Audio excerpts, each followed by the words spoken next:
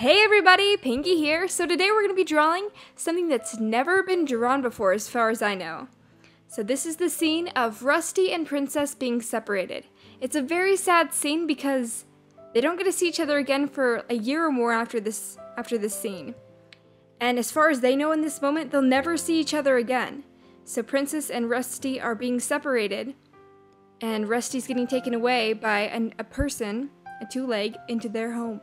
So as far as we know about the owners of Nutmeg, they realized that they couldn't keep all the kittens, so they gave away two of the kittens, Rusty and Princess.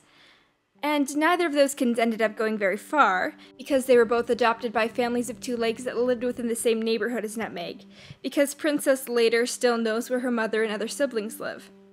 Nutmeg's owners ended up keeping the remaining kits, but Rusty's house was far enough away that he had no connection to Princess while he was living with his two legs. So that's as far as we know with the before Into the Wild stuff. As far as Rusty's life goes, he was adopted by nice enough two legs. Kind of what I imagine from this picture is that Rusty is a little girl or something, sees Rusty and these two legs selling these kittens, like, oh, free kittens, out on their lawn or whatever. And she's like, oh, kittens! And she goes and she picks one up, and she goes home, and her parents are like, no, you guys are not getting it. We're not getting a kitten in this family.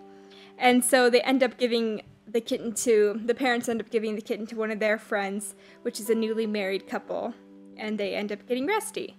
I don't think a little girl's the one that owns Rusty, because later in Firestar's quest, he sees his former owners with an S, so that means he must have had more than one owner. And the lady, so it must have been a lady that was his first owner, because he can remember the sweet voice calling to him and stuff like that from Into the Wild. But several years later, the couple have a kid, so they didn't have a kid at the time that Rusty was adopted, because he would have remembered something as traumatic as that, I believe.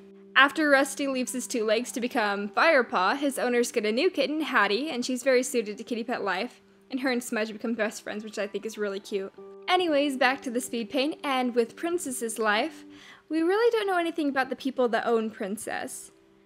They didn't get her fixed, they let her have kids, and they planned on giving away her kits. I don't know who would have owned her. In this picture, we drew a hand reaching out to grab her that had fingernail polish on it, so maybe a woman ended up owning her. Nobody really knows for sure. Princess never really openly talks about her two legs that much and tells that much about them. But anyways, so from Princess's later life, her two legs plan on giving away her kits, so she chooses to give one of her kits to her brother Fireheart to raise as a ThunderClan warrior, so that she can choose and know where at least one of her kits is going to end up. The interesting thing is that Princess doesn't feel resentful towards her humans after they give away her kits, and she often offers Fireheart to come into her house and get some kitty pet food. So her humans are at least kind enough to let her have free access indoors and outdoors, and possibly have friends over. So yeah, that's what we pretty much gathered from this picture. I think it's really, really adorable. I hope you guys liked it. It kind of gives you guys kind of an image of the close relationship it was for Princess and Rusty when they were kids, and kind of how sad she might have been when her brother was taken away and they were separated.